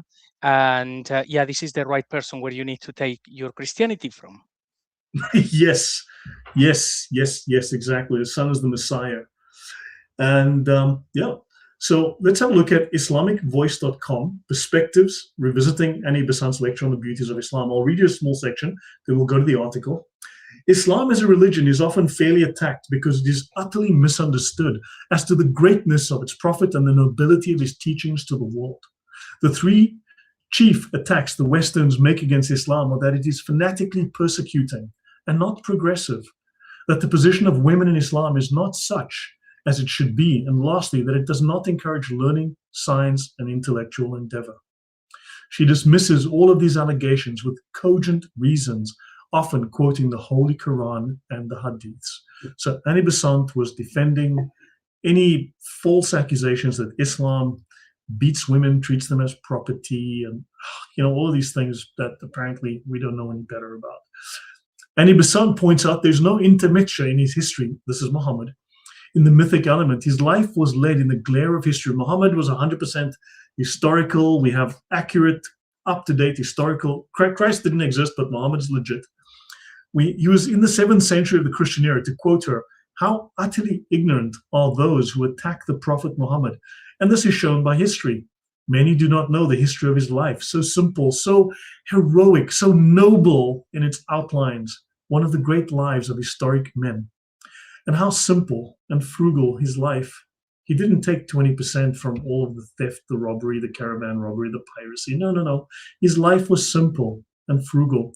He mended his own broken shoes. He patched his own coat. He was tailor and cobbler for himself, even when, sorry, I'm going to cry here. Such a humble guy. Sorry. When towards the close of his life, thousands around him bowed down to him as prophet. And where you have these two qualities in one character, the love of children, yeah, he loved him, little children, and a character that makes the men around him call him the trustworthy, Al-Amin. You have the elements of a hero, a born leader, of a teacher of men. While his 9-year-old wife was scraping spunk semen stains from his clothing, yeah, is that the same guy? Is this the same guy that said you can drink camel urine and it's good for the gut? Is this the guy that was putting nails in people's eyes and then trying to burn people so that you can find out where hidden treasures were? Is this the same guy? Same guy. Yeah. Okay. Same guy. JC, before I go on deeper into this. Yeah, I mean, she did get one thing right, I think, about the love of children. That's certainly, she got that one spot on, not just because of Aisha, but because of Hassan. So this is recorded. So there you go. Incredible. If this lady was around, I'm sure she would not, debate you on Sharia. Pretty sure of that. Nobody wants to. Nobody wants Hassan, to. Little Hassan, is that the little boy whose tongue he sucked? Yep. Yeah, that's Islamophobic to mention facts about Islam. That's written in there. Yeah, it's okay. Anyway, but if you are like me and Thunderous and Jay, you've got Islam fatigue. Okay, I've got Islam fatigue. It's not Islamophobia. It's Islam fatigue. We all have it. Right, The Beauties of Islam by Annie Besant. And literally, this was the very first result I pulled up on Google. Okay, I was looking for something about this, and I just pulled up the very first result on Google. So this is the first result I came to. It was so easy to find. Let's see. She gives a talk on Islam in the light of theosophy. So just like Crowley, who was into theosophy and said, Islam is perfect for me as the world's most famous Satanist. I love Islam. I hate Christianity. I think Jesus was a wussy, but Muhammad was fantastic. Annie Besant, as a theosophist, also goes, Jesus, screw that guy. Christianity, forget that nonsense. Islam is the way to go. It's weird how the world's greatest Satanist and this major theosophist, both of them connected through theosophy. Yeah, it's amazing how they like Islam so much. She explains that theosophy is divine wisdom. And this guy says, this lecture was published in 1912 by the Theosophical Publishing House, right? And it was published many times in booklet form, right? And which is called The Beauties of Islam. So in other words, this guy's not disagreeing that this theosophy and Islam, they merge very well together. It is interesting to know the views of Annie Besant on Islam because it contributes to interfaith dialogue. So this bullshit artist of a woman contributed these bullshit apologetics to interfaith dialogue, which should tell you that interfaith dialogue is a scam. Annie Besant opines that Islam as a religion is unfairly attacked, okay? And she uses the Quran and the Hadith. She doesn't like the Bible, that's nonsense, but the Quran, good to go, right? She talks about how frugal and he mended his own shoes. What nonsense, right? She says regarding polygamy, she says that when Islam was revealed, people were living in promiscuity and had no sex morality. So Muhammad had to come along and say, look, just grab all the women you can, shag them all, right? Including 6-year-olds. Only gradual reform was possible, and therefore man was allowed to have 4 wives, but on the condition that a husband might only take a second wife if he could treat her in all respects as the first. She points out that the true and right sex relation between one man and one woman is preached as an ideal in some countries, but is gender practiced in none. You see, everybody has multiple wives. To quote from the book, there is pretended monogamy in the West, but there's really polygamy without responsibility. The mistress is cast off when the man is tired of her, and she sinks gradually to be the woman of the streets. For the first lover has no responsibility for her future, and she's 100 times worse off than the sheltered wife and mother in the polygamous home. That's a bullshit equivalence. That's a false equivalence because they're not married. And sure, as we discussed, the Fellowship of the New Life was a bunch of sexual deviants and people with completely broken personal lives. These were not healthy people. These were sexually immoral people. These were broken people from broken homes. And yeah, I think, so these are This man's not married to the mistress. That's a moral sin, we call it, and it's a crime for some in some cases, and it's moral sin in others. This is not a marriage, so this is a false equivalence. I don't know how she wants to make that. Maybe in her group where she comes from, that was the norm, with the crazy people she was hanging out with. Any thoughts before I go on, guys? I was thinking that if this lady said that her son is the Messiah, I think she was trying to make herself into Mother Mary. Yeah, she was. Probably, yeah, I would say so. Remember, they were worshipping themselves as people who are recreating the world. Yeah. Yeah, these are crackpots. I mean, yeah, another common diatribe against Islam is that it is a persecuting faith, a religion of the sword. Annie Besant clarifies that the injunction, slay the infidels, is only for those who attack you. That's why the Muslims, had to travel all the way from Mecca, all the way across Africa, multiple countries, then across Gibraltar into Spain, and from Spain into France in the 690s and early 700s to attack the French and the Spanish in the 690s, to fight a defensive war against the French, because they were worried that in several centuries, maybe 1,000, 2,000 years, the French might come and attack them. So they had to go out of Arabia into Eastern Europe, into Hungary, Slovakia, Slovenia, Italy, Greece, Spain, France. They had to, because they were worried they would be attacked. There was defensive war. They went into all of Europe, Asia, and Africa defensively. And if anyone believes any of that shit, I mean, seriously, guys, your thoughts? I was just reading through the things that you've just presented on the slides, and I was going to say they've come straight from the typical Islamic Dawa script, almost verbatim. Yet the irony is, this is well before the Dawa script. So the Dawa script, in effect, has actually copied this as its own new sort of like a polemic and apologetic mantra for when speaking to Christians. It's something that I showed to JC a couple of weeks ago about when Muslims say 1 + 1 + 1 + 1 = 1 actually originates from Jehovah's Witnesses, because I actually went on to eBay to buy the tract. It's a tract that they handed out in 1953. It doesn't originate with Islam. And it seems like nothing seems to originate in Islam, this here. And the irony is as well, it's a woman that's written the Dawa script for Muslims today to use. Yeah, she's a Fabian. This is a Fabian that created the Dawa script that people are using today, and she wrote it in the 1930s. Isn't that crazy? Isn't that crazy? She was defending Islam using the apologetics that Muslims use today. When you think about it as well, I'm just thinking about Khadija. It was, and I've often said this, Islam is predicated on the actions of Khadija, not Muhammad. It was Khadija that took hold of the situation. It was Khadija that created the prophet that is Muhammad. Liberal woman with a ring in her nose. So when you analyze it, Islam seems to be very strongly, has some origins or moments of movement that are all predicated on the actions of women. There's an irony in there somewhere. Yeah.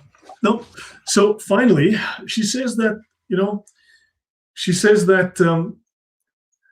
slay the infidels is only for those who attack you. And she says, nor should it be forgotten that some of the exhortations now interpreted as universal were really addressed by the prophet as a general to his troops just going into battle, often against overwhelming odds. The poor guy, and were intended to rouse them to courage in the impending fight.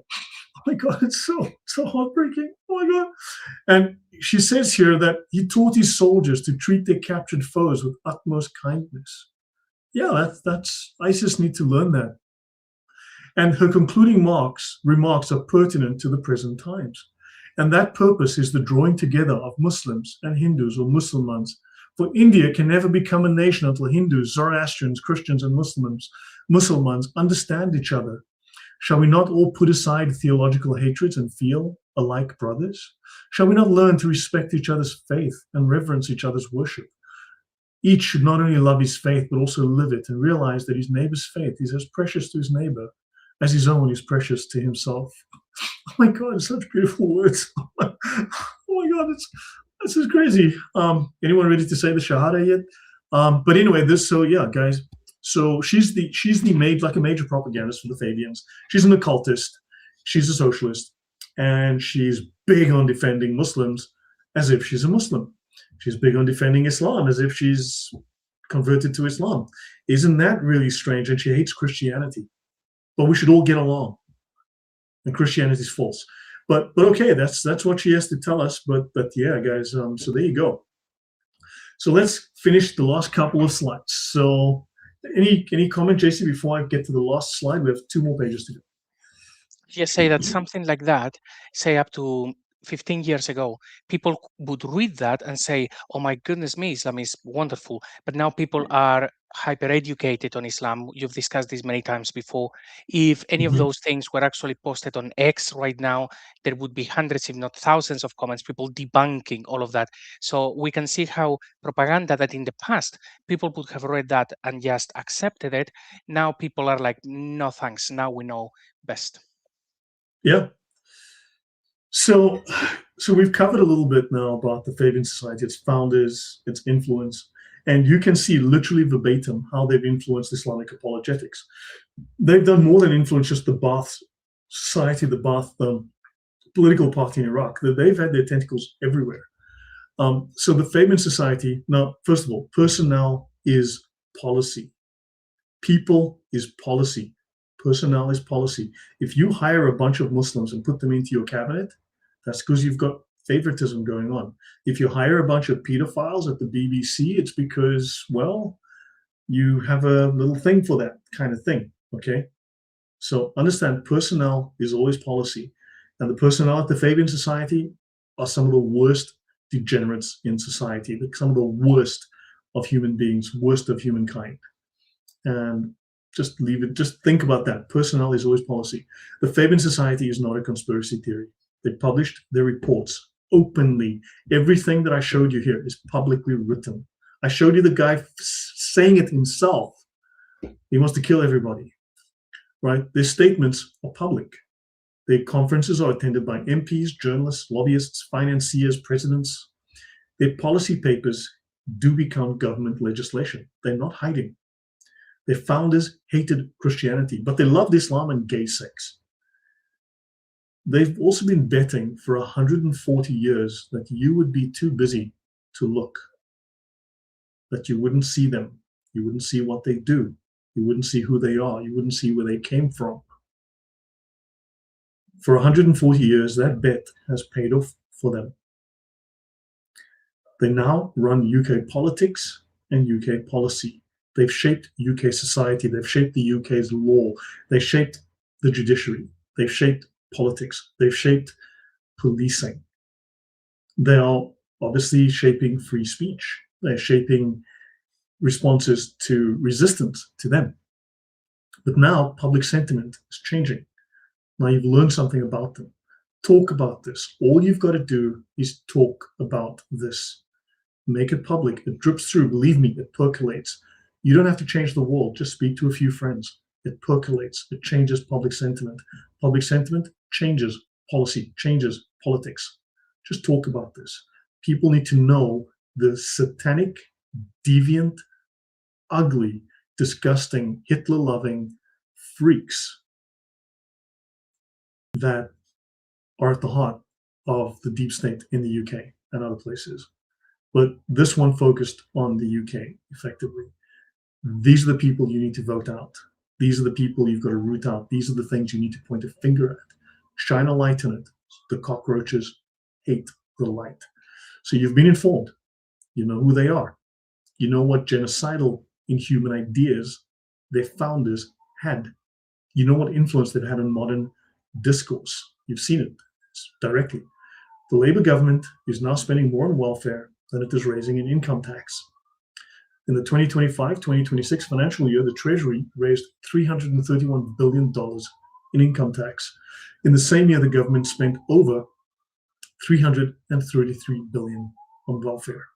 It is spending your money on welfare for people who don't work, that hate you, and are raping your kids.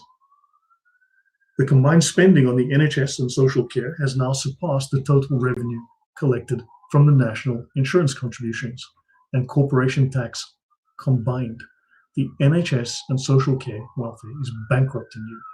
And if you're a migrant that came in on a boat, you've stabbed people, you've raped people, you've committed fraud, you've broken into the country, you'll get medical care in minutes. In fact, there might be a private doctor at your hotel every day for you.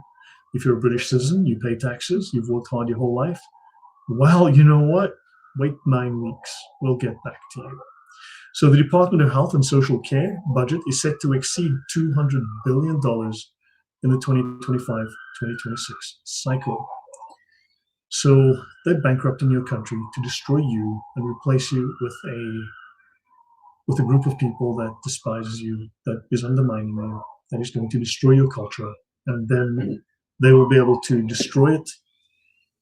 As they say, they need to break down society, destroy society, burn it down, and then they'll raise it from the ashes. It's all just a Marxist fantasy. So if you know something factual about this and relevant, please share it, put it in the comments later. But yeah, and for those who haven't subscribed, please subscribe. Please do like this. Every like apparently shares this out to 10 people. And yeah, and if you haven't done so yet, please do like the video, and I'll see you guys in the next one. But now I'll leave it open to JC and Thunderous. That was the end of this for me. I said Wow. freeze.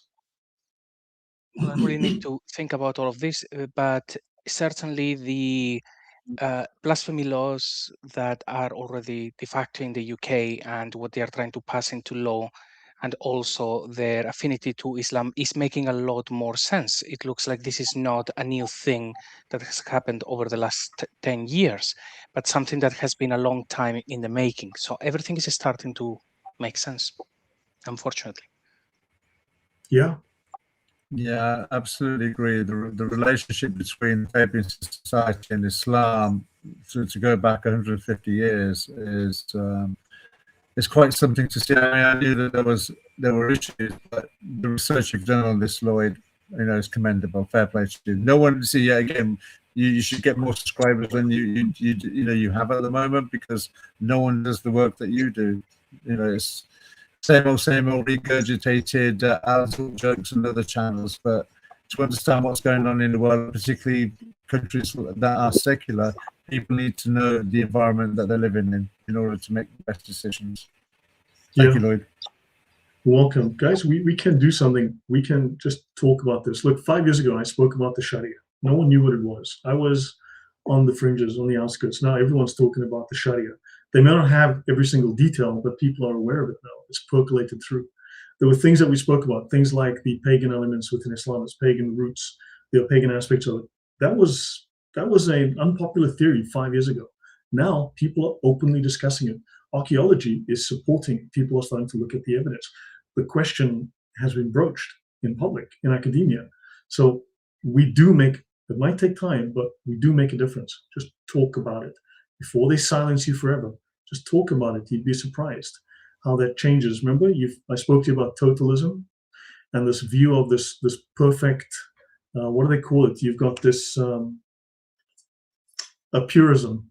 You've got this purity. Imagine this white little bowl of milk, and someone takes a drop of black ink and puts it in there. They can't unsee that black drop. They'll ignore all of that white and they'll see the black drop. Be the black drop. Be the person talking. Ask the questions, raise it. And these ideas percolate, and it changes society for the better eventually. Bring attention to this. Put light on these cockroaches. Any thoughts, guys? Any further thoughts? Yeah, I'll say something that Thunderous had actually said before in other shows, which is it seems like the timeline is speeding up. It looks like people talking about these things, the same with Islam, has made people, perhaps in the deep state, to having to do things more quickly, because they realize that now the time is running out, because people are finding out these things, which 10 years ago it was impossible. So time is of the essence. So for people watching, if you have friends in the UK or enemies even, make sure that you actually share these things to them, because something is going to happen, and it's very likely to happen over there. So it's better to be prepared. Yeah. Guys, if you'd like a copy of this presentation, let me know. I'll make it available on my store. I know I don't show a lot of stuff here. But I'll make it available for a few dollars. If you guys would like a couple of dollars, you can buy it. if you want it, let me know so you can have the material with you to hand. I'll publish it. You can get it. And yeah, but remember, knowledge is power, right? You have the information now. You can talk about this. And I think we all know after COVID, everyone knows there's something very wrong, okay? And before they tell you 2 weeks to slow the spread, you can talk to people and say, do you know what kind of people are making up that kind of nonsense? Let's talk about their little deviances and some of the fans that people they think are amazing. So yeah, guys, that's it from me. Wow, thank you, Optimus Prince. Thank you. $4.99. Thank you very much. Thank you for your work, gentlemen. You're very welcome. Yeah, so South Africa has fallen apart. I mean, South Africa, it's really sad. It's really sad what's happened in my own country. So it's unfortunate. I mean, we can always hope.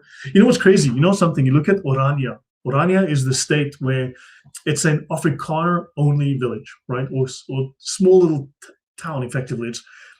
So some Afrikaners bought private land and they created a little place for themselves. And the whole idea is they would be self-sufficient. They would do all of the construction themselves. They would raise all the finances themselves. They would do everything. No imported labor, no cheap labor. And only if you're an Afrikaner can you live there. And only if you're an Afrikaner, they need to approve you, right? Anyone can go visit. It's a great place. Everyone loves it. But these are whites who've, from nothing, from scratch, built a fantastic place that is free of crime, that functions, that is highly efficient and effective. Very moral, very Christian, these people, right? And then these blacks all claim, these tribal blacks, all claim that we built America, we built the UK, you built it on our black, right? And play on you built it on our back. And then you tell them, okay, you guys go off and build a country, go build a city, go build a clean. No, they can't. You know they can't. You know how bad they are at it. You know it's going to be filthy, dirty, and crime-driven. It's going to be a war zone. You know this. They can't. They've got there is nothing in their history that shows that they can, even long before they encountered white people. So yeah. So guys, yeah, I'll leave it at that. So thanks, guys. Looking forward to the next one. I should be back tomorrow with JC, and we'll be talking about monotheism, about the pagan roots of Islam. All right, Tex, thank you very much. So always interesting new material. Thank you very, very much. Really do appreciate it. Yeah, well, there's that. Yeah, the coloreds like me, but yeah, the communists. Yeah, but look, we are more British we're very European and very British from a cultural point of view. You know, so there's that. So guys, thank you. Wow, nice comment here. Bruce Wayne says, salute you, Lloyd, for bringing topics that have never been talked or discussed openly, which is why my channel is suppressed, which is why I get throttled by YouTube. The things I say, you know, the algorithm doesn't like them. So please talk about them, share it, do like it, and thanks for all the support, guys. So good night, guys, and God bless.